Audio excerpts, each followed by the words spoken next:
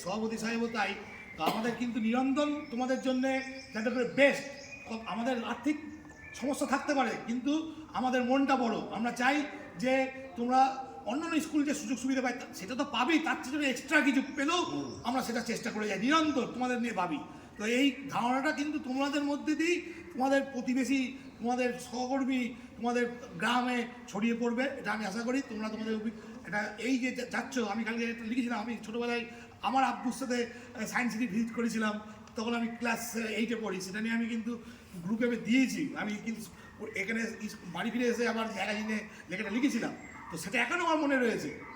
হ্যাঁ, প্রথম জীবনে সায়েন্স সিটি, মানে তখনই সায়েন্স সিটি চালু করেছিল 1997 সাল। তো আমিও মনে করি যে তোমরাও কিন্তু সেই একই এমন একটা অভিজ্ঞতা তোমরা লাভ করে আসবে যেটা তোমার আমাদের মতো বয়সে গিয়েও যেন ওটা স্মরণীয় হয়ে থাকে, এটা আমি আশা করছি। এবার আমি এই দু কথা আমাদের প্রেসিডেন্ট সাহেব, সভাপতি সাহেবকে বলতে